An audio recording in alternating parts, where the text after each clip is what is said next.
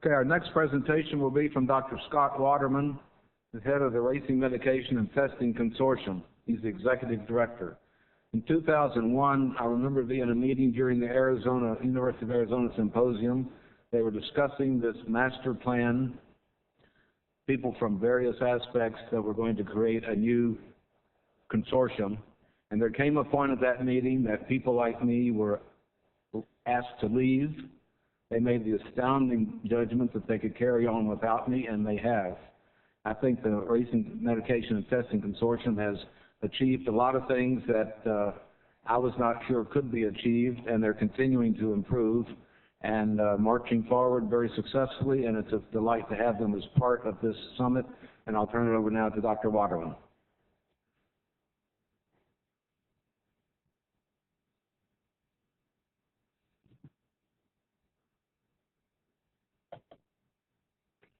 Thank you, Ed, and good morning.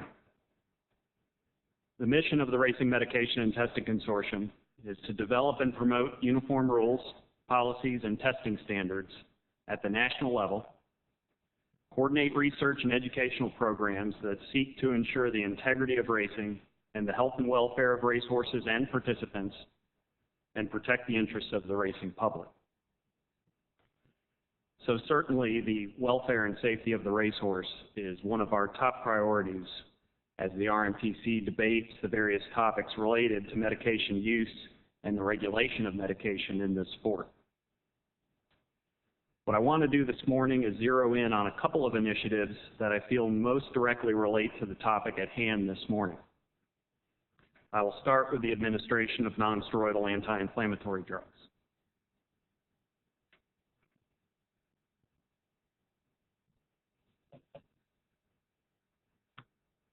The existing model rule, which has been in place for about 7 years now, was developed with the act of the race in mind. And essentially what the rule allows currently is one non-steroidal anti-inflammatory drug to be administered 24 hours prior to the race. The guidance that follows suggests a single intravenous administration with no other non-steroidal anti-inflammatory drug to be administered within 48 hours of the race at a minimum.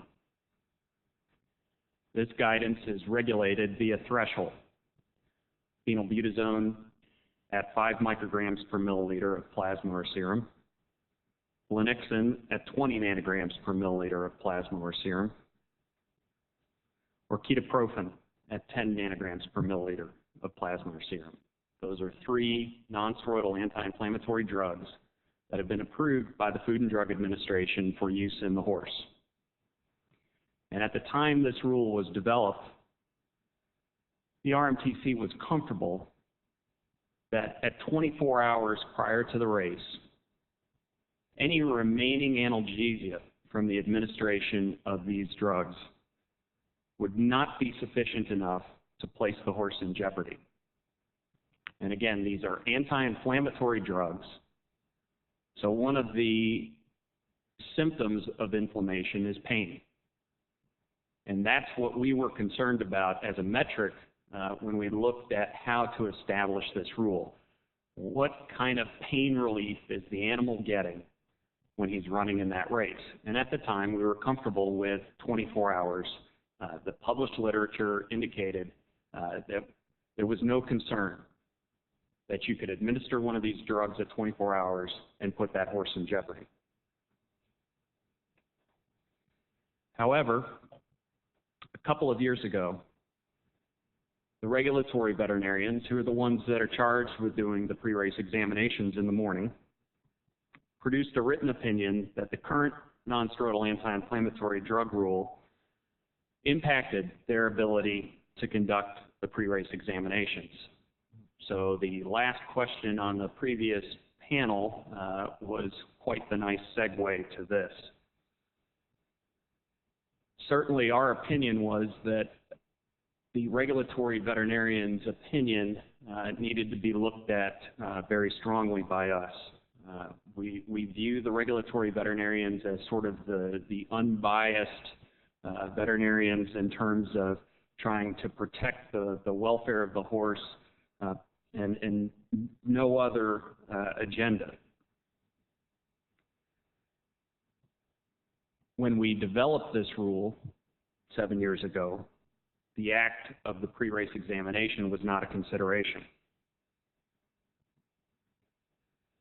We were comfortable with that 24-hour time period, certainly. But you have to remember that the pre-race examination is done in the morning, typically, for races in the afternoon. So now we're no longer talking about a 24-hour period. We're talking about a 16 to 18-hour period post-administration. So in order to look at this a little bit more in depth, our scientific advisory committee, and this was actually led by Dr. Larry Soma at the University of Pennsylvania, conducted an extensive literature review of the existing published material on the nonsteroidal anti-inflammatory drugs. And once all of the studies were put together, we felt, and the committee felt, that the evidence certainly lent credence to the regulatory veterinarian's claim. So our options at that point were to move the rule from a 24-hour rule to a 48-hour rule. A second option was to reduce the permitted threshold for phenylbutazone. The third option was to make no change at all.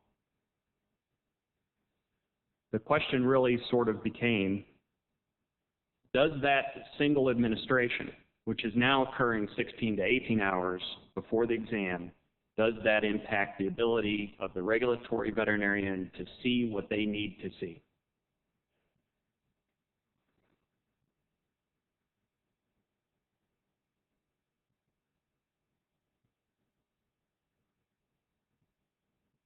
Why am I going backwards here, Shannon?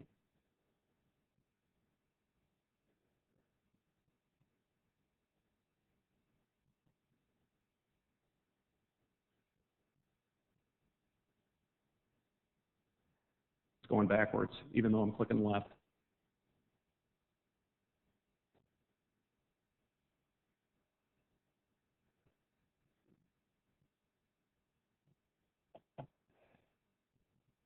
Can you move it forward? There you go. Whoa. Thank you. I'll try it next time. If I go backwards again, I'll point to you.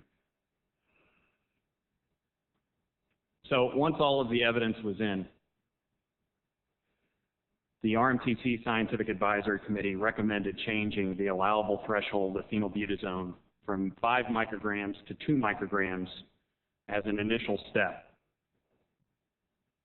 Now, it's important to note this threshold is still consistent with the guidance in the rule, which allows a single intravenous administration of phenylbutazone 24 hours out. So if someone is following the guidance in the rule, they will see no change from this change in the model rule. What this will, however, do is limit the overuse of the oral product, and it will not allow people to cheat inside of that 24-hour period with an intravenous administration. Now, this may be an interim step. We may still ultimately recommend a shift to 48 hours. But the Scientific Advisory Committee felt that if we were to go to that step, it would need to go hand in hand with a comprehensive plan on the regulation of corticosteroids. And we would need additional data on the other nonsteroidal anti-inflammatory drugs, most notably flunixin and ketoprofen, in order to determine whether or not we can even regulate those drugs at 48 hours. So 48 hours was on the table. The more we looked into it, the more we felt that if we were to jump to 48 hours at this point, it wouldn't be prudent.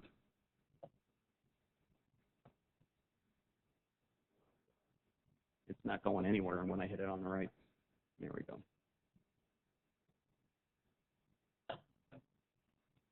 So what are the rationales for this change? Obviously, number one, the comprehensive literature review that we did, which seemed to indicate that certainly at 16 to 18 hours post-administration, there was still enough analgesia from these nonsteroidal anti-inflammatory drugs to affect the ability of the regulatory veterinarians to see what they need to see in the pre-race examination.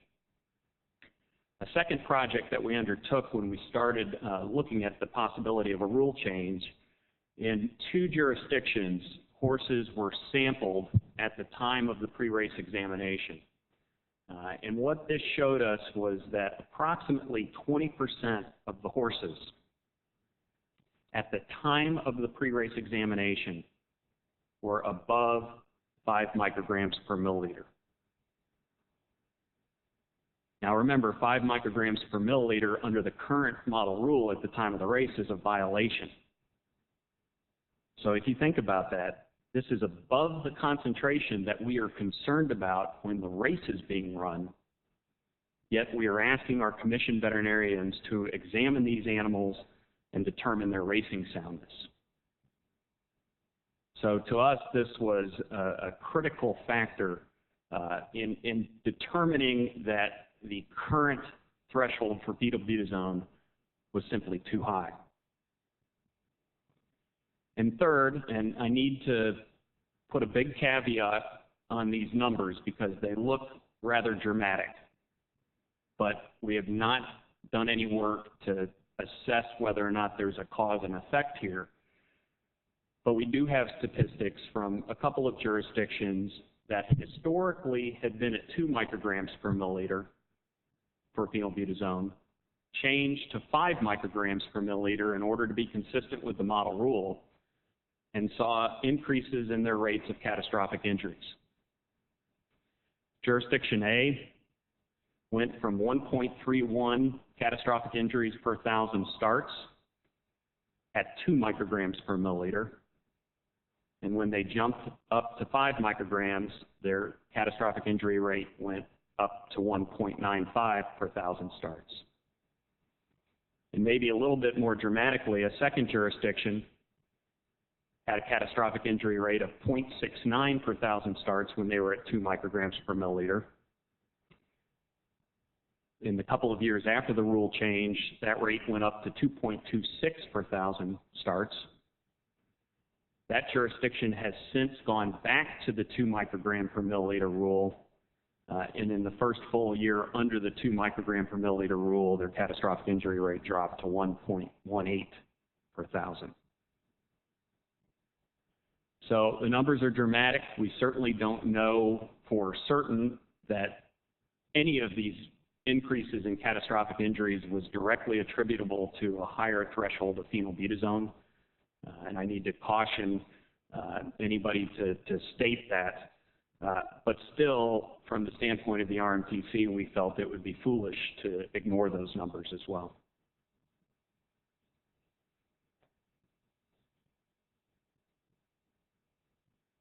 Yeah, I think it's sticking. Thank you. The next topic I want to address is the use of corticosteroids. And unfortunately, the corticosteroids are much more complicated than nonsteroidal anti-inflammatory drugs. But corticosteroids are generally RCI class 4 substances. They are anti-inflammatory in nature. They are a very diverse group of drugs. They have a wide number of uses. Some are difficult to test for, and the process is complicated by multiple routes of administration. So we can have a single corticosteroid that can be delivered via inhalation, could be injected into a joint, could be administered orally, could be injected intravenously, and that's a single drug. So developing regulations to deal with one manner of administration while not permitting a second type of administration is obviously very difficult. Many states, or I shouldn't say many at this point, but some states have chosen to use their testing budgets elsewhere because these are RCI class 4 substances. And because of this class 4 classification, these drugs are thought to have more of a therapeutic ability than they have to manipulate performance. The reality is with limited testing budgets, commissions have to choose what they feel is a priority for testing. But certainly anecdotally, we hear reports of abuse of the corticosteroids, and the area that is of most concern to us is the intra-articular administration of these products directly into the joint.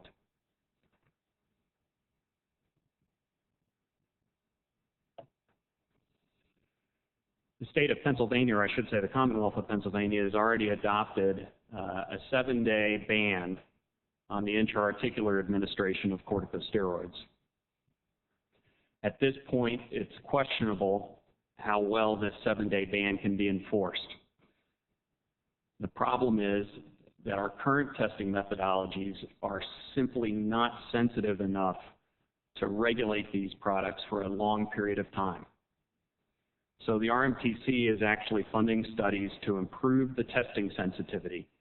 In order to be able to detect a drug for a longer period of time, you have to be able to detect a lower concentration of that drug. Our goal is to actually reduce the sensitivity of the testing methodology in blood to be able to regulate 7 days and actually even beyond 7 days. We're also looking at research that will determine the dynamic markers of the use of corticosteroids in order to get an idea scientifically how long the effect of these products lasts in the animal once they're administered. Most of the research that we do to try to determine withdrawal times and thresholds comes under the heading of kinetic pharmacodynamic type research. Kinetics is the study of the drug over time. Dynamics is the study of the effect of the drug. And if we can marry those two concepts successfully, we can establish a scientifically based withdrawal time for the product along with a threshold. We know this is critically important research to the industry, and we're proceeding as quickly as possible to get results. At the end of the day, what we want to deliver is a comprehensive industry policy on the administration of corticosteroids that allows the judicious beneficial application of this diverse group of substances, but does not allow the improper and potentially dangerous uses. Last, I'll touch on, it certainly doesn't have a direct impact, I don't think, on the welfare and safety of the racehorse, but it certainly has an indirect impact, and that's penalties. The RMTC developed what we call uniform guidelines for penalties about 4 years ago. And they've actually been in the body of the model rules for about 3 years. What we're working really hard on at this point is trying to get stewards and commissions to use these guidelines in order to establish a consistent approach when determining penalties. We don't want uniform penalties. We want a uniform approach to determining penalties. To this end, we've created a checklist for stewards and commissions to use that set out what can be aggravating or mitigating factors in every case. We're also creating templates for commissions to use when issuing releases on violations to try to get some standardization in the approach and start the education process of teaching people what we need to worry about and what we don't need to worry about. And there was actually just this morning an interesting blog by Gary West on that exact subject, the hurdle that we face as an industry, trying to teach the fans and the gamblers of our sport what's problematic and what's not. We're starting that process. Also, on the education part of this, we've started collecting all of the medication rulings, state by state, using the RCI and the USTA databases and even some individual commission websites. We are archiving all of the medication rulings on our website, and part of that is an explanation of the drug. So when somebody goes to the website and looks at the individual ruling, if they move the cursor over the name of the drug, a little hover box pops up, and it explains what the drug is, what it does. Again, to start to try to educate the fans on what's problematic and what might not be problematic.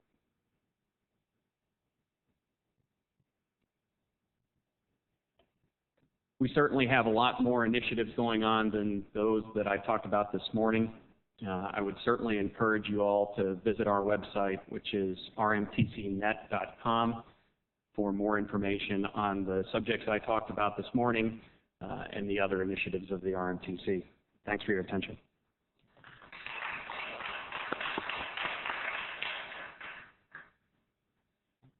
Thank you very much, Dr. Waterman. Another successful element to the industry is the NTRA Safety and Integrity Alliance. And here we have Mike Ziegler, Executive Director of that alliance, to give us a report today. Mike?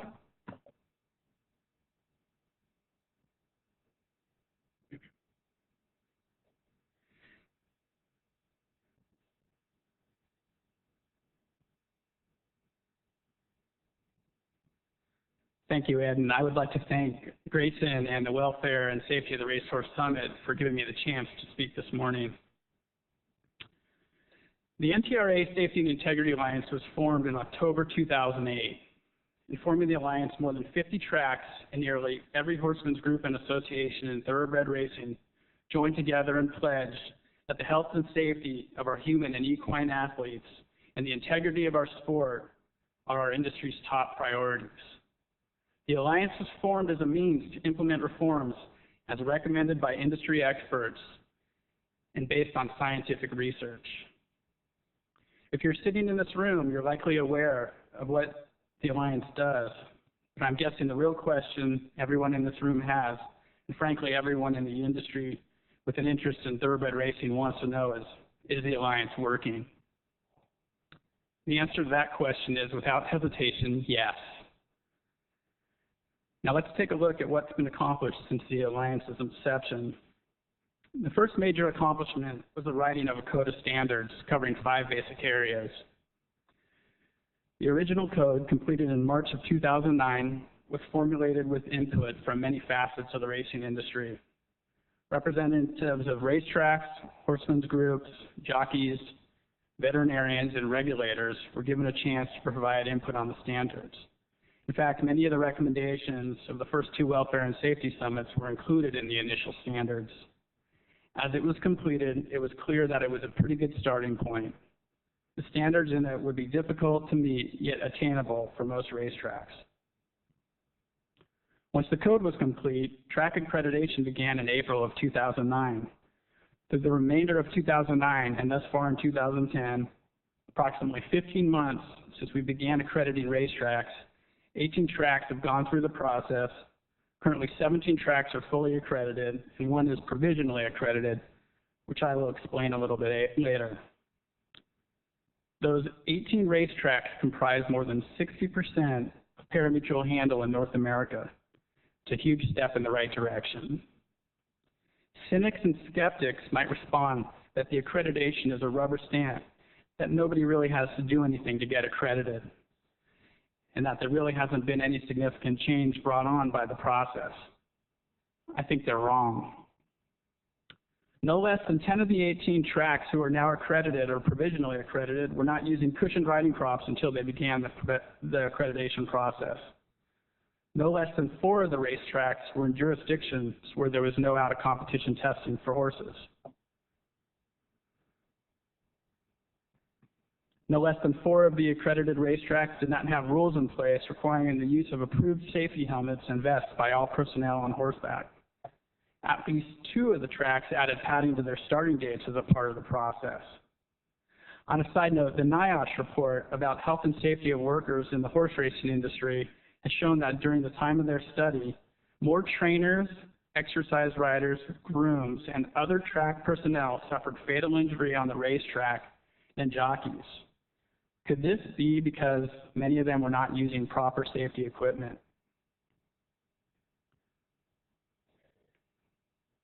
At least 3 tracks began a pre-race testing protocol for alkalinizing substances as part of going through the process. And 1 track was deficient in its participation in the equine injury database, which was corrected as a result of it wishing to be accredited. At least 2 tracks began participation in the Jockey Health Information System as a result of wishing to be accredited, and at least 6 tracks, for the first time, began an association with an aftercare facility to take care of retired racehorses. In short, every single track that has gone through the accreditation process has had to make some substantive change in order to get accredited, some more than others. In addition, all accredited tracks are now actively engaged in a process of best practice sharing that serves to improve the safety and integrity of all accredited tracks. By opening up channels of communication across jurisdictional and organizational boundaries, we're making racing safer and fairer for all participants. Further, every single track that has been accredited will tell you that its operation has been improved as a result of the process of going through accreditation. Accreditation is more than public relations. It's an active management of issues that are of vital importance to our fans and participants. I'd like to now speak about provisional accreditation.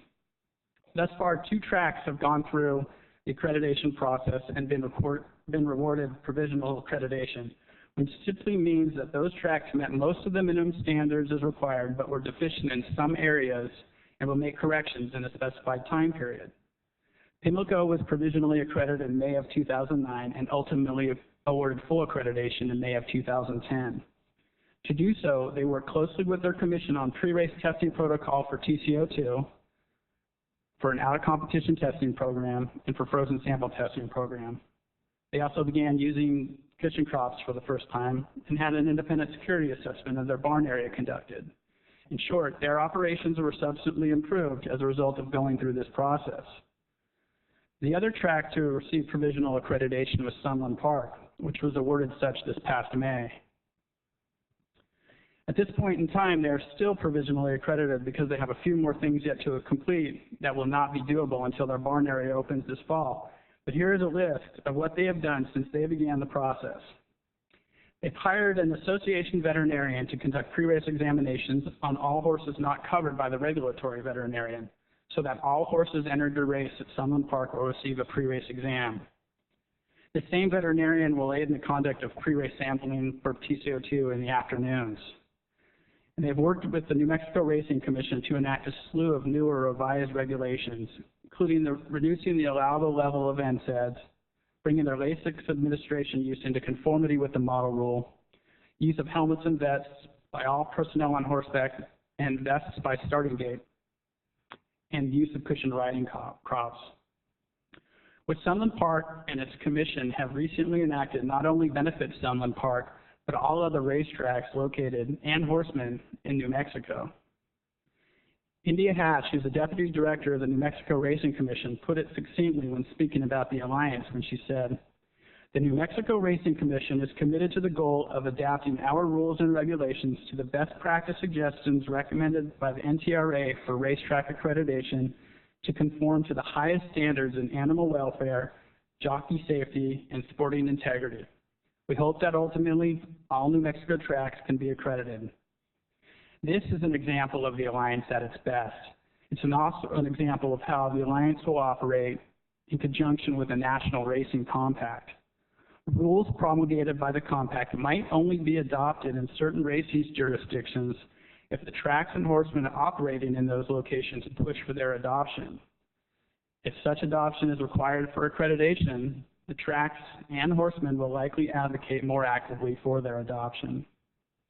And while on the topic of the interstate compact, let me point out that the alliance accreditation process and the compact adoption are complementary in other ways as well. A compact is a regulatory device which potentially speeds adoption process across multiple jurisdictions, but it will not address important issues critical to our fans and participants. I'm thinking here about funding equine medical research into the causes of injury and death of horses, safety training, and aftercare of retired horses. The list could go on. Even when a compact is ultimately enacted and implemented, the alliance and its work will be vital to its future success and to the success of the industry. Don't just take my word for it, though. Take a look at the way the Joint Commission on Healthcare Organizations, JACO, as it's known, has revolutionized healthcare. For 75 years, healthcare facilities have relied not only on government regulation, but also on the impact that JCO brings to hospitals and other facilities in compliance with their code of standards. That far exceeds government standards and assures the public that accredited facilities are implementing state-of-the-art policies and procedures where patient care is concerned. That's the goal of the Alliance. Bring to horse racing that same attention to detail that's helped JCO spur American hospitals to be some of the best, most patient-friendly hospitals in the world. One of the best examples of the potential of the Alliance is in the area of aftercare of retired thoroughbreds, which we'll be talking about more later. In this regard, the Alliance has formed a committee made up of some of the most respected individuals in the world of thoroughbred aftercare, whose goal is to increase awareness of horses' post-racing career, as well as work towards finding national solutions to the issue. This group recently set 3 specific goals: to create an online resource for all interested parties, where someone who has a horse in need of care can find a facility near them, and where people at the facilities can find resources such as available grants and veterinary service. Also, the group is planning on hosting a national forum for all parties involved with aftercare sometime later this year, as a means to share best practices and knowledge. Finally, the committee hopes to work towards establishing thoroughbred-only divisions at horse shows around the country as a means to create demand for off-the-track thoroughbreds. Accomplishing these 3 goals will amount to a tremendous amount of progress in an area where much work needs to be done. Additionally, in March of this year, the Code of Standards were updated, with some standards made more stringent and other new standards added. The major change to the process is that there was public input to the revisions that were added, both through fan representation on the Alliance Advisory Committee and through a period of public comment on the Alliance website. This bar raising of standards is, by definition, how self-regulatory organizations work. The standards are set at one level and raised every year over year.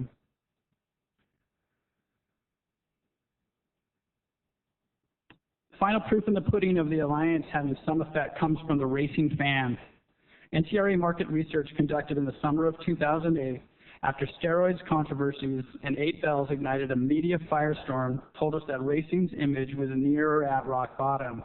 More than 2 in 5 core fans believed that there was widespread cheating in the sport, and only about a quarter of these same fans believed that racing was healthy or had integrity. Only 1 year later, due in large part to the words and actions of people in this room and the efforts of the Alliance, the landscape shifted dramatically. A solid majority now believe strongly that the environment for racing is safer than it was in 2008. Much more will be learned about the public's perception when the 3rd go-round of this market research is conducted this summer. So what can the industry do? More tracks need to get accredited, not because there's another tragedy in racing, but because it's the right thing to do. It can make racing better for all of its participants. These same participants need to be active at racetracks that are already accredited, and ask those that aren't, what are they waiting for? Everyone in this room should be knowledgeable on the Code of Standards and report non-compliance to the Alliance. The Alliance is an effort by the industry for the industry. Let's remember that. Last summer at the Jockey Club Roundtable in Saratoga, I closed my presentation with the following from the English writer Thomas Hardy. The main object of religion is not to get man into heaven, but to get heaven into him. I repeat Hardy because it still holds true. We are not here to make angels. Our goal is to have every person in our industry think and act as though the life of a horse or rider was in his hands. Thank you very much.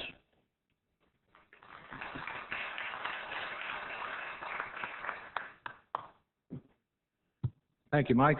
Another of the successful efforts in the thoroughbred racing in recent years was the establishment of the Thoroughbred Safety Committee of the Jockey Club.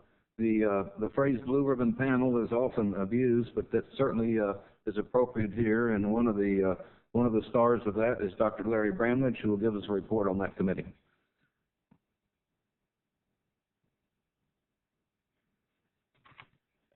Thanks, Ed. Well, the Thoroughbred Safety Committee was created in May of 2008 after a spate of incidents in the thoroughbred racing community, with the charge from the chairman of the Jockey Club to review every facet of equine health and to recommend actions to the industry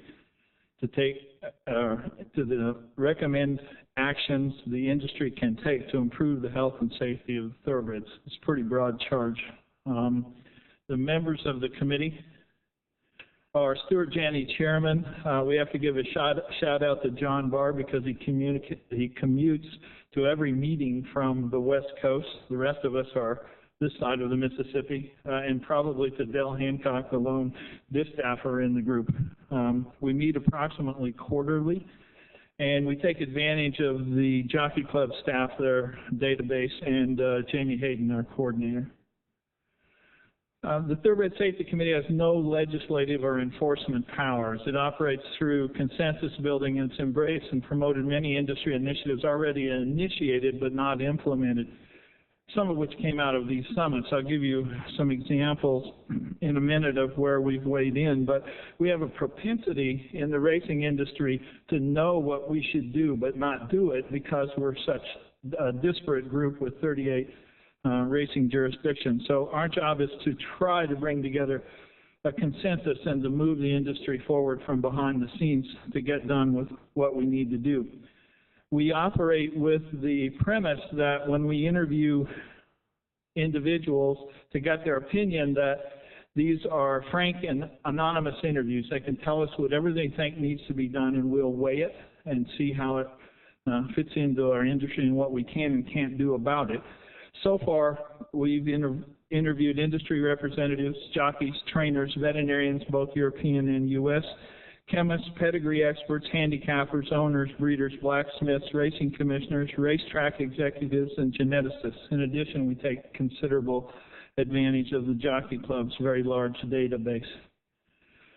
The places that we've weighed in were easy to begin with. Racing had to get rid of anabolic steroids. The reasons for eliminating them are varied, but it had to go. Adoption of the model rule for safety crops. Just the idea of changing the name from a whip to a crop, and which has a more genteel sort of connotation, is conceptually a good one, but the overhand full-bore swing onto the horse's rear quarters is not a good image that we want to portray with racing, and not probably necessary. Ban all traction devices on the front shoes other than toe grabs greater than 4 millimeters. We liked 2 millimeters, but we ended up with 4 in some instances. The data was there for that, but the industry hadn't moved forward. And with the cooperation on all of these initiatives of groups such as the Thoroughbred Owners and Breeders Association, Breeders' Cup, and leading racetracks such as Keeneland, Churchill Downs, and in other instances, Oak Tree, we were able to move the industry somewhat forward by consensus through whatever means necessary. The adoption of ARCI uniform classification guidelines and penalties, Scott spoke about this somewhat. We're thoroughly behind that. We were very enthusiastic and actually somewhat aggressive in encouraging people to participate in the injury database. We have to know what our facts are before we can face them. The adoption of the model rule on alkalinizing substances, and you can see 19 states have now signed on. That's not even principally our initiative, but certainly we were a fan of that. And then the development of the drug testing initiative, which was introduced at the September 2008 Board of Directors meeting of the RMTC, which announced a 5-part drug testing initiative aimed at development of laboratory and drug testing standards comparable to the World Anti-Doping Agency model. We cannot move on medication testing with all of our different jurisdictions unless we have the underpinnings that will allow us to do that. Rick Arthur, Bobby Lewis, and all the members of the RMTC are to be lauded for the work that they do, as well as Scott, obviously, who's already talked. On June 9th, 2010, at the suggestion of the Thoroughbred Safety Committee, Encompass Solutions made pre-racing exam software available free of charge to all racetracks for regulatory veterinarians to share information. It didn't seem to make sense that someone could be put on the vets list in Kentucky and go anonymously to Ohio and race. At least now the veterinarians who have been sharing information informally in the past have a formal mechanism funded and developed by the Jockey Club whereby pre-race examinations can be recorded and referred to by other racing jurisdictions. The future, certainly we have to have drug testing initiatives with laboratory standards, accreditation criteria, external quality assurance programs, and frozen sample and retrospective testing that will support our desires for medication evaluation and control. We thoroughly support the RMTC and the ARCI in their adjustment of phenylbutazone medications to, if you look at the numbers of where that makes a difference, that in what you saw with Scots, that's about one horse in 1,500 that they were unable to detect. But you saw what it did to the racing numbers of fatalities. So we have to work with RMTC and the ARCI in making the pre-race examination as stringent and as important to the horse as the race itself. The use of information systems to improve the management of equine injuries, such as what I just referred to in the Encompass Solutions pre-race exam database, and the welfare and safety summits that are going on currently here today, are all within our purview. If you want to see anything else about what we're doing, it's posted on the safety initiatives of the Jockey Club, and we hope to continue to meet approximately quarterly and to try to gather people together and build momentum. Our job is not to really invent anything, but to work behind the scenes. Thanks, Ed.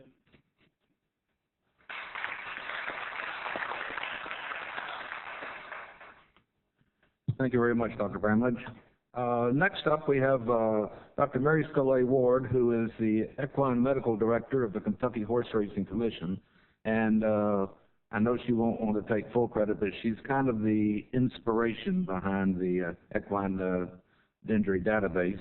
She's going to make a presentation, and I'll ask her to introduce Dr. Tim Parkin, who is here to give us the report on what can be learned, what has been learned from the database so far. Dr. Scollay.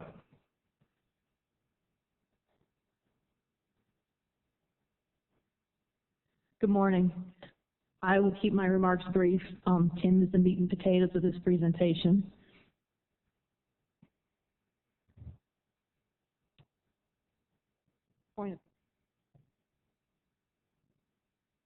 I'm not Dr. Larry Bramlage. We're going backwards. Shannon, can you?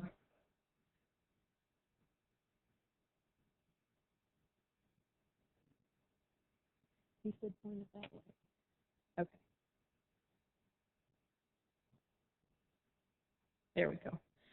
This is just a quick review of the timeline. A lot has happened in a relatively short period of time. It was October 2006 at the Welfare and Safety Summit that I first proposed that we needed this and that there was a way we could do it.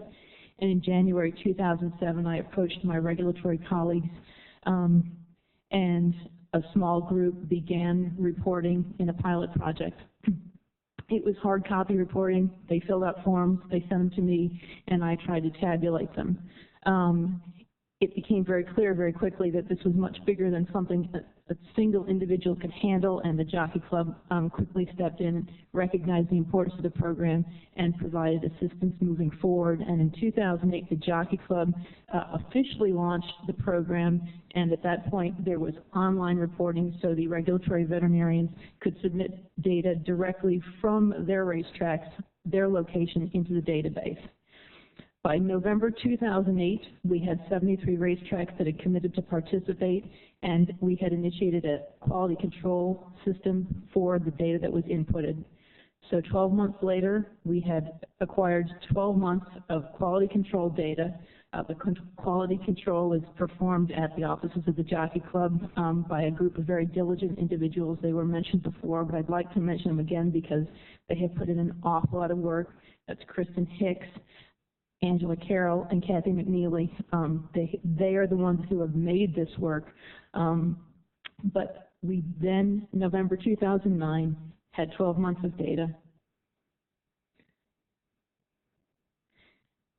So here we are in 2010. As of June 7th, we have 86 racetracks that are participating in the program, representing 86% of all flat racing starts in North America. That includes thoroughbreds, quarter horses, mules, Appaloosas, Arabians, mixed breeds, I think, and all of steeplechase racing is participating as well. This means that we have over 19,500 reports submitted since the pilot project inception in January 2007.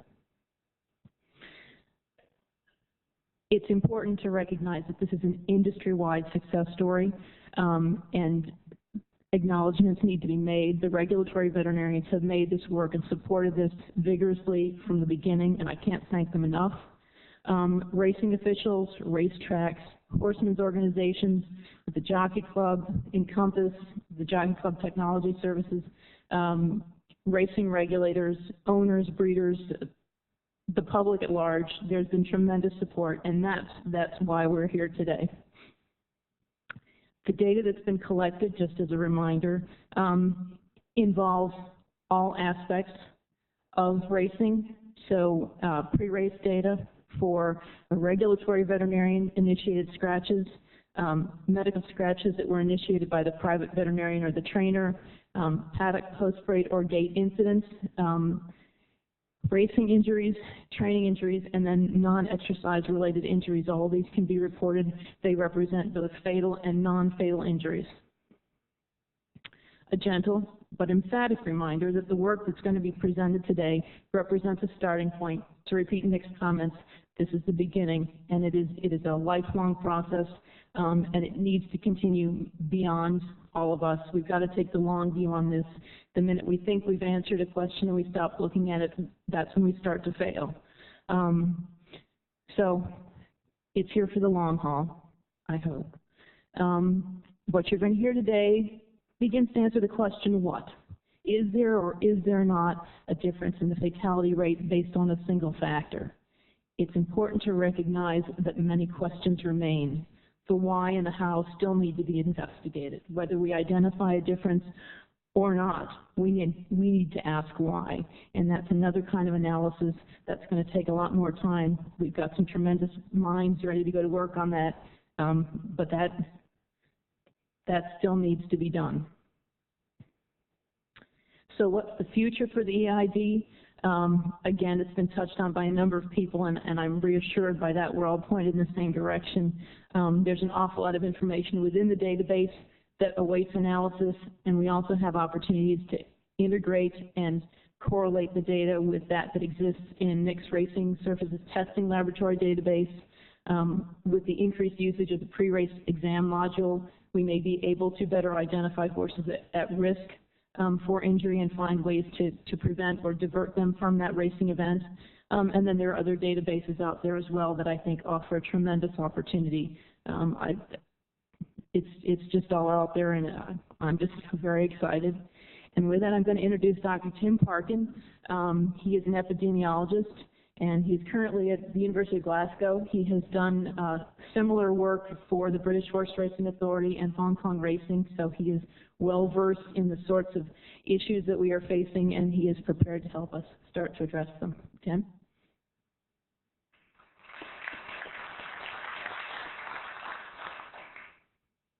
Let me just have a practice with this thing first.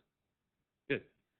I'd like to, before I start, just like to thank Racing Jockey Club Research Foundation, and obviously the Jockey Club here for inviting me to speak to give the first presentation on the initial analysis of what we've done with the first full year's worth of data that has been collected under this scheme. And I would like to just reiterate the enormous effort that Mary put into this to initiate the scheme right at the beginning, the Equine Injuries Database, right at the beginning of this a few years ago. It's something that's been up and running in a number of different racing jurisdictions around the world, and it's kind of it's critical that you guys know what your starting point is before you start intervening and putting any interventions in place that might actually influence the risk of injury. And this is an excellent starting point. And I think it's amazing how quickly tracks have come on board and started feeding into the equine injury database. Practice worked, but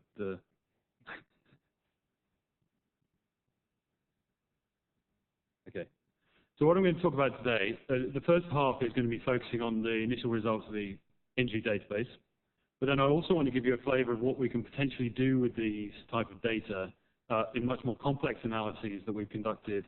And I've got two examples here where we've worked with Hong Kong and UK databases to really answer the questions that Mary was talking about, which are for the future, the whys and the wheres, and try and understand what we can do to intervene to actually reduce the risk of injury or fatality on the racecourse. Again, just reiterate, we are just scratching the surface with this initial presentation and these initial analyses. Complex analyses will follow. They do rely on complete, comprehensive and accurate data, and I think the quality control system that's been put in place here is probably unique. It probably doesn't happen anywhere else in the world, and I think it's a really good step in the right direction to making sure that when we identify things that are important, then actually they're going to be reliable and valid. It will take time. There are no quick answers, and that's from previous experience that I've worked with and colleagues of mine have worked with in Hong Kong, Australia, Japan, the UK. These things take a long time to come through. It's complex analyses, and we're looking at years down the track, not months down the track, before we get answers that might give us interventions we can put in place. Today, I'm just going to be talking about individual factors that are potentially associated. The word potentially is critical there, and associated with fatality during racing. And I'm going to be presenting specifically on work that looks at the data related to Thoroughbred only. Why Thoroughbreds? Well, essentially, there were more starts made by Thoroughbreds, so it gives us more power, statistical power to identify significant associations. But secondly, there's more variation in the types of surface, for example, the types of distance that Thoroughbreds race over, giving us much more power to identify differences at those different levels as well. So when we started looking at this and started talking about that, when we realized that we were coming up to a full year's worth of data, we started thinking about the types of questions that you guys and we should be starting to address as initial starting points. And these are the questions that we came up with initially. So, does surface type have an influence on the risk of injury? Are mares and fillies that race in open races at greater or reduced risk of injury? Is there an effect of age? We've already heard this morning about the perception of racing 2-year-olds. Are 2-year-olds at greater risk or reduced risk? Is there a difference in the risk of fatality or fatal injury dependent on gender? Are races that are moved off turf onto dirt or all weather at greater risk of producing a fatal injury than those that were originally scheduled to be on turf? Does the surface condition influence the risk of injury? And that's on turf and dirt. And then finally, two other factors, race distance and weight carried. Are those things that may influence the risk of injury or fatality? Now, the next slide is kind of the very brief summary, but important slide that gives you all the take-home messages that you really need to take away with you today in terms of the initial 1 year's worth of analyses that we've done. To follow will be the detailed stuff that gives you the figures and that sort of thing. Essentially, we found no statistically significant difference in the risk of fatalities on different surfaces. Females were not at increased risk of fatality when racing against males compared to when they were racing against their own gender. 2-year-olds were actually significantly less likely to sustain a fatal injury than older horses. Females were less likely to sustain a fatal injury than intact males, and there was no increase in risk when races were moved off the turf. So those are the 5 key take-home messages that we think are important to take away with you today. What I'll go into now is a bit more detail behind those and give you some figures behind those conclusions. So first of all, surface type. And I just want to take a little bit of time just working through what you see here, because you'll see a series of these that break down the risk of injury or the risk of fatality per 1,000 starts into different groupings, okay? So along the x-axis here, and I apologize, I'm just going to do this to the screen on my right, you have the different categories of surface here. So this is the composite figure, and this is the figure that was released in March, in the press release that went out in March, the 2.05 fatalities per 1,000 starts on all surfaces. You can break it down into turf, dirt, and synthetic, and you see here that dirt, these are the actual figures of incidence, and these are 95% confidence intervals, which I'll explain in a minute. These figures relate to the circles, the different coloured circles you see on the plot, and that's the picture we see. Up the y-axis here is the number of fatalities per 1,000 starts. What is important is that, yes, we might see a difference, and there may be a jump here, but actually these bars here represent the degree of uncertainty we have about that figure. So those blue or orange or green circles are our best guess, given the data we have, of what the incidence of fatality is on those different surfaces, given the 1 year's worth of data we're looking at. It could, for example, with turf, we have a figure of 1.78, but actually it could lie anywhere between 1.4 and 2.2, and that is represented by the bar here. What you'll see is that with dirt, then the bar is much smaller, and that is simply a factor of the fact there are many more starts on dirt than there are on turf, so we can be that much more confident about the estimate we're providing. Importantly, those bars on there give us an indication of how likely it is that we have a statistically significant difference in the risk of injury on each of those different surfaces. We can apply statistical analysis, relatively simple statistical analyses to these data to understand whether there is a truly statistically significant difference in these comparisons. And what we have here, we have a p-value, which basically tells us what is the probability that we would have identified that size of difference if there was no true difference between the risk on those two different surfaces. And we're looking for p-values that are less than 0.05. And essentially that tells us, well, it's less than 5% chance that we would see that size difference if there was no real difference between the two. So it would be a chance finding. Here we have something that is greater than 0.05, greater than 5%. So for us, that would suggest that there's no statistical evidence that we have a true difference in the risk of fatality on those two different surfaces, dirt and turf. We make the same comparison between dirt and synthetic, and again, we see a p-value that's greater than 0.05. So again, that tells us that given the data we have, the 1 year's worth of data, we cannot identify a statistically significant difference in the risk of fatality on dirt versus synthetic. Now, there could be two reasons for that. One, there may not be a difference, or two, we simply don't have the statistical power to identify the difference at this stage. Once we've got another full year's worth of data, these data will be rerun, these analyses will be rerun, and it may be the case that some of these conclusions will change. But we don't know that until we rerun the analyses come November, December time next year. We look at mares and fillies in open races, and this is on all surfaces, but again, just thoroughbreds. You can see here that the impact of the lack of starts in open races has on the confidence interval that we have here. The degree of uncertainty we have around this estimate is massive. It's very wide. So we have very little statistical power, low statistical power to be able to identify a difference.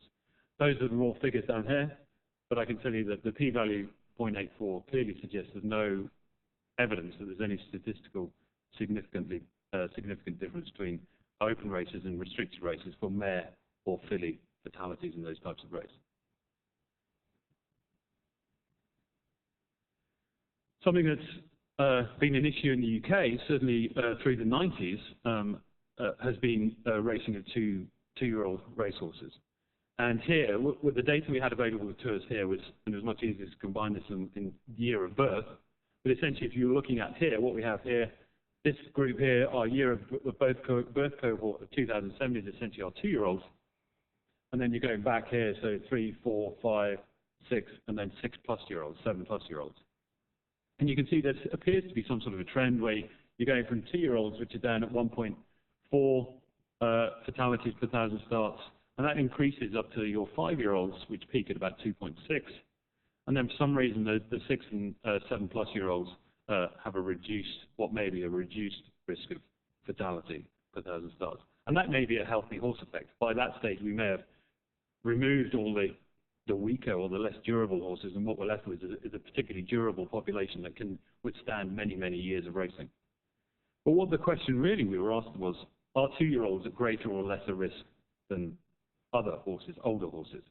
So what we can do is obviously, combine these two groups. So we basically can compare this group with all the others, and we can just conduct our analyses again, and we come up with a p-value. In this case, where actually we've got a p-value that's significant, gets us excited, and it starts saying, okay, we've identified a statistically significant difference between 2-year-olds and 3+-year-olds. And essentially, we've identified that difference, but what does that mean in real terms? How does that translate in terms of size of effect? This is strength of association we found here, but what's the result in terms of size of effect? Given that analysis, we can calculate what we term a relative risk, which gives us an idea of the comparative risk between the two groups. And this essentially, this figure here, 0.65, tells us that essentially 2-year-olds are approximately 30 to 35% less likely to, on any start, to suffer a fatal injury than 3-year-old and plus horses. Again, we generate a confidence interval around that, and that's the same principle as before with respect to our incidence estimates. The true figure could be anywhere between 0.45 and 0.94, but it's most likely to be somewhere around the 0.6, 0.7 mark. We are also interested in gender, and here we have gender along the x-axis here, going from colt, horse, gelding, filly, and mare. And you can clearly see, just by eyeballing these sort of data, just by using a graph like this, that it looks like colts and horses are clearly at an increased risk of fatality. So again, we combine those two, we ignore the geldings, somewhere in between, obviously,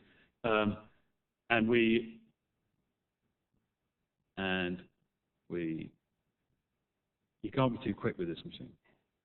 You make the comparison, and again, we see a highly statistically significant association. And this is essentially, again, saying that, what does this mean in terms of real terms? Suggesting that there's a relative risk of 0.5. So females are half as likely to make a start that results in fatal injury than intact males. And the reasons behind that could be multifactorial, and could be many, many things that contribute to that. But that's not why we're here at the moment. Today, we can't answer those questions at the moment. All we can say is we know that a filly starting is half as likely to result in, or a female starting is half as likely to end in a fatal injury compared to a male. But we don't know the reasons behind that yet.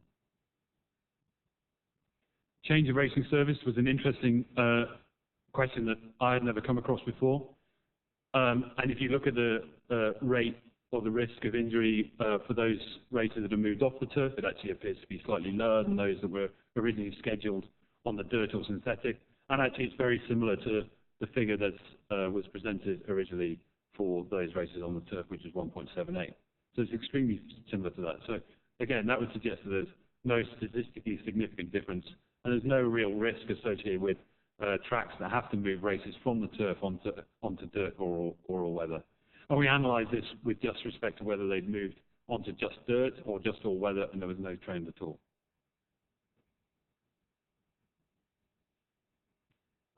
The other area that we're particularly interested in the UK, and we have many more turf tracks in the UK, obviously, is condition. We call it going in the UK, but condition of the surface. And here you do see this trend here. On the right here, we have our sort of benchmarking synthetic, just to compare to the other turf. The vast majority of conditions on synthetic were described as fast, so they're just in there on their own. But you can see this trend that we do see in other racing jurisdictions, so suggesting that the firmer the going on turf, the more likely you are to get a fatal injury for any horses starting on those firm going. There was no statistically significant difference between any of these groupings in this particular scenario, but that was mainly driven by the fact that the vast majority of starts, as you can see by the narrow width of this confidence interval, were on firm. We had relatively few starts, certainly on yielding and soft, and a few on good. So that made comparisons more difficult than you would in the UK. In the UK, we get many more races starting on soft and heavy going and that sort of thing, so there's a much wider spread of difference. If we look at the same surface condition on dirt, and we have our different types of condition down there, going from fast, wet, fast, good, sloppy, muddy, and then fast synthetic at the right-hand end, or your left-hand end of the screen. And you can see, there's no real pattern there we can genuinely identify. But again, you can see because of that very small confidence interval, the very small bars around the fast dirt, the vast majority of starts were on fast dirt. So we're very unlikely to be able to identify a difference very easily from those type of data. A couple of other things that we wanted to look at just finally were race distance. And you can see that the vast majority, again, of race distance, race starts, races that thoroughbreds raced in were over between 4 and 10 furlongs. We had these two groups to either end that were relatively rare. But essentially, there's very little trend there suggesting there's any increase in risk as races get longer.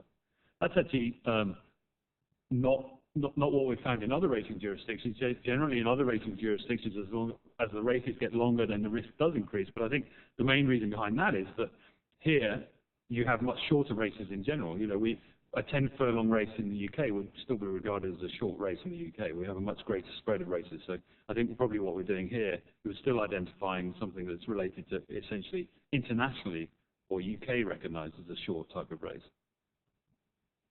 Final thing we're interested in is weight carried by the horse, the weight of the jockey, and essentially we broke that into 3 categories. And because the vast majority of races were between 160 and 120 pounds. Or 125 pounds. And essentially, again, no real trend there at all. There's very little evidence that the weight carried by the horse influences the risk of fatality. So, to summarize the EID data. There's no statistically significant difference in the incidence of fatality on different surface types, in mares and fillies in open and restricted races, in races that have been moved off the turf, on different surface conditions, in different race distances, or in horses carrying different weights. However, starts made by females were 50% less likely to end in fatality than starts made by intact males, and starts made by 2-year-olds were 30% less likely to end in fatal injury than starts made by older horses. So what are the next steps? Well, there's been a big move in the last 5 to 10 years for those of us who work in this field to move from the identification of risk factors, so things that may be associated with the increase in risk, so some of the things I've shown you previously, to the identification of the at-risk horse. And this ties in very nicely with pre-race examinations and that sort of thing. And it's a big move that we need to be making, the racing jurisdictions need to be making, so that we can actually get to the stage, and we heard from Sue this morning in terms of the vast majority of these causes of fatal injury have some sort of pre-existing pathology going on behind them. If we can identify the horse at the earlier stage of that pathology, before the catastrophic event, we have a real chance of reducing the incidence of fatal injuries on racehorses. I put this acknowledgement slide in right at the beginning of this little section of the talk, just to recognise that clearly this wasn't all of my own work, and I was involved with some of this work, but there have been very many people involved in putting a lot of these different work together from a number of different organisations around the world and the UK. So I'm going to give you 2 examples of what we've done with these types of data. First of all, an example from Hong Kong, where we looked at risk factors for retirement due to tendon strain injury, and they've subsequently implemented management strategies to reduce the incidence of serious tendon injury. And then secondly, an example from the UK, which is ongoing work, looking at trying to prioritise targets for future research, where we should prioritise funding, and then producing policy advice documents for the racing industry. So the first example is work we did looking at career-ending tendon injuries in Hong Kong. And what I'll just do, I've got one slide for each of these examples, just to give you some flavour of the depth of data that both of these racing jurisdictions have been collecting for many, many years. In Hong Kong, there are 1,200, 1,400 horses now, I think, all stabled in the same location. All their veterinary provision is provided by the Hong Kong Jockey Club. They have detailed training and race data, and they have daily records for what every horse does on every day. They know exactly what every horse does on every day. And I recognise they are in a privileged position, but they really have set the gold standard for what we should all be trying to achieve in terms of data recording from injuries, or certainly what our race horses do for us on a daily basis. What we were interested there was looking at looking at differences in training regimens, but they also have detailed veterinary histories of all these horses, and they've been collecting information. Actually, they've been collecting information since 1972. We decided to use the data from 1992 simply because it was much more reliable, and there was less missing data within. But even within that data from 1992, that still gave us almost 20 years worth of data to be playing with, unprecedented amounts of data. And they've actually got a racing information system that has grown since 1972 that includes close to 4,000 different individual bits of information for every horse that goes into Hong Kong. All horses are imported into Hong Kong. So from the day they land in Hong Kong, things are being recorded about them non-stop. So there are I just want to give you two examples of two things that we found that were interesting that were associated with career-ending tendon injury in Hong Kong. And it sort of demonstrates how detailed collection of data is really critical for these horses. First thing is exercise intensity, and this is distance raced per 1,000 meters in the number of days after import. And what we identified, because we knew how far a big horse raced on every day, or galloped on every day, or just cantered, or trotted, or swam, we were able to identify that there was a high-risk period for long-term increased risk of tendon injury in the first 6 months that they were in Hong Kong. And here we have basically import date, and these are split into 30-day chunks from that period. And essentially, the greater distance raced in those first 6 months dramatically increased the likelihood that the horse would eventually, sometime down the line, maybe sometime some years down the line, then go on and retire due to a tendon injury. Once you got outside that 6 months period, there was no association. You could pretty much race your horse as much as you liked, and the risk was level. What this has resulted in is an encouragement for the trainers, now that they know this information, to work their horses with less intensity very soon after import. And we're starting to see a reduction in tendon injuries in Hong Kong. The other end of the scale, same thing, exercise intensity. This is now a number of fast-paced episodes, so that would be a gallop or a barrier trial. So something coming back from injury maybe has to go through a barrier trial before it's allowed to race again, or a race. And this is from case date. So our case date here was the final fast-paced episode in which the horse suffered a tendon injury. And these, again, are 30 days, 60, 90, 120 days prior to that event. And our case horses in this particular scenario, our horses that went on to retire due to tendon injury, were doing significantly fewer fast-paced episodes, as much as 6 months prior to the final critical event that resulted in the tendon injury occurring. And this was a really significant finding for the Jockey Club. And essentially, what this resulted in much greater monitoring of training, real-time monitoring of training intensity.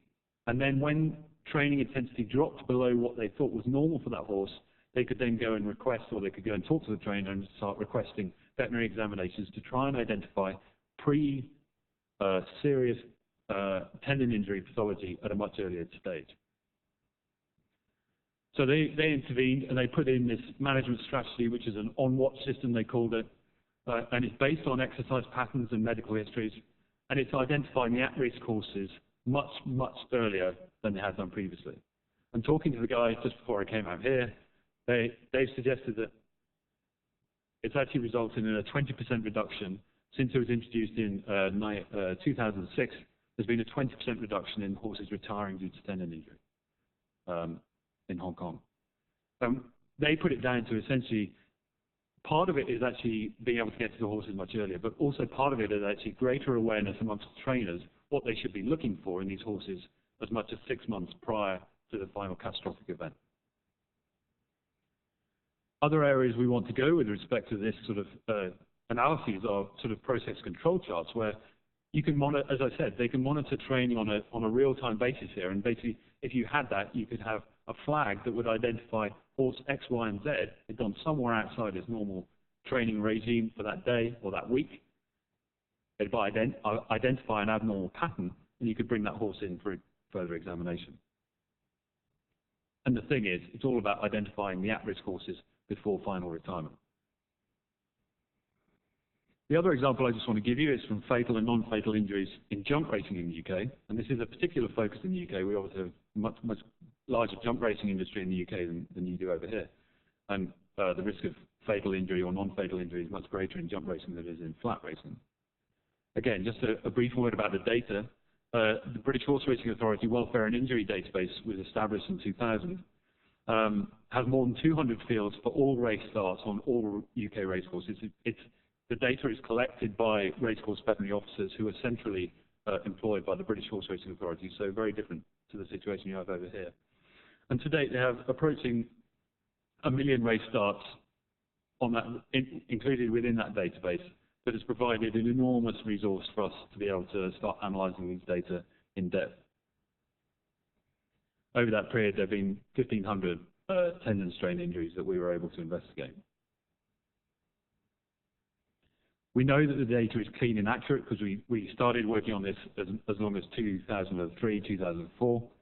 And we can be, the big thing about this, and we actually touched on this earlier during the panel session, we can be very speculative. We don't need any preconceptions about factors that may increase the risk of tendon injury. And the big thing is it allows us to account for the effect of all variables together. What I presented today in the first half of this is simply looking at the potential association between single factors and the outcome. And that's sort of represented in this schematic here, where you can think, we often now start, when we start doing these analyses, try to think of causal webs. And you can break those causal webs into various different groupings, if you like. So horse-related factors, jockey factors, race factors, course factors. And I've just, out of the causal web, or part of a causal web that was actually produced by work done in Australia, Lisa Bowden, in 2006, I've just produced here what we've looked at today. Those are just the little bits of it that we've looked at today. That's everything else. Well, that's not even everything else. That's grouping everything else together into various categories that still we need to account for. I'll just take you back one slide. You can see that here, there are clearly some, we tried to put in here some relationships that are likely to exist between, for example, distance, course surface, going, etc. Age and gender are likely to be related, for example. So some of the things we've identified may not be purely down to the single factor we've identified. If you look at this in much more detail, we've put some linkage, some associations in there as well, and there's an enormous number of things that we need to consider before we can be sure and truly identify what the true factors are that are likely to increase the risk of injury. Anyway, we did that with the UK data, and we came up with a couple of things that have really directed where our research is going now. First thing is the risk of tendon injury on firmer going, on going on turf. And there's a clear association between an increased risk associated with firmer going. It's a nice linear, stepwise association going from heavy or soft, good to soft, through to firm going. And now the encouragement from the BHA is to reduce the number of races that are on firm and get it down to at least good to firm racing for flat racing. And this has led really to a particular focus on racetrack management strategies, particularly on watering, movement of the running rails and things like that, that have generally never been recorded. Those sort of things have not been centrally recorded. So we're now looking at trying to understand, put the final piece of the jigsaw together to actually help us understand why we see this relationship. I said what we did, we do multivariable models, so we take account of all these things together, and that enabled us to actually identify that even on top of the measurement of going, which is you'd expect firmer going during the summer, even on top of that, we still identified some association with summer jump racing. So there's something else, other than the fact that it's firmer during the summer, that contributes to an increased risk of tendon injury during the summer as well. And this is where the focus of our research now is, and we're really taking this forward and trying to understand whether it's actually something to do with the ability to truly measure going, or is it more to do perhaps with the effective track maintenance throughout the year, not just the very close 2-week, 3-week prior to the race meet you're talking about, but perhaps something to do with, so if you sort of do summer jumping, well, do you have hurdle races over the winter as well that may actually significantly affect the quality of the turf during the summer as well? So those are the sorts of things we're now looking at in the UK. And this is only possible with good, quality, comprehensive collection of data. The other thing that we're interested in, again, this comes back to pre-race examinations, horses with a previous tendon injury that is on the race course database were 40 times more likely to then go on and sustain a second tendon injury during racing. And it's imperative that we have greater emphasis on accurate recording of previous medical histories. It's something we're still lacking in the UK. And it's the need for multiple data platforms that is essential, and I think is where Mary suggested you can make real strides. Certainly, harmonisation of data recording, both internationally and nationally, is critical if we're all going to make progress in this field. And I just put this sort of schematic together to sort of demonstrate how I see this working. You know, the greater potential impact, or that we will have a much greater potential impact if we can include data that is incorporated from all of these different types of database information systems. And the more that we can get from all of these different things and how they link together, and the greater impact we're going to have in terms of reducing the risk of fatality, fatal or non-fatal injury in racehorses in this country. So finally, just back to EID, and just for your take-home messages again, if I have to reiterate. One thing, again, just to comment on, these conclusions may change with a further year's worth of analyses. If there is a conclusion, or if conclusions are most likely to change, it's going to be those that currently are not statistically significantly different, but with greater power and more data may become statistically significantly different. I'm pretty convinced that the areas where we have currently found a statistically significant difference will maintain that statistically significant difference. So it's most likely that some of the conclusions that are presently not identifying a significant difference will change, or may change. So, just final slide. What are the next steps? Well, we need to use what we've learned from Hong Kong and the UK to better predict fatality in the USA. We can validate some of the models we've already produced that take a number of years to produce from Hong Kong and UK on equine injury database data. We can conduct the multivariable type of analyses on data here in the States to investigate fatality or non-fatal injury. We can also think about turning this on its head and think about identifying factors that improve durability. So rather than look for factors that increase the likelihood of fatality, we want to be potentially looking at factors that improve durability. What is it in terms of the racing or training schedule that increases the longevity of the horses we look after? Reiterate, it will take time and it does require quality data. And with that, I'll thank you again. Thank you.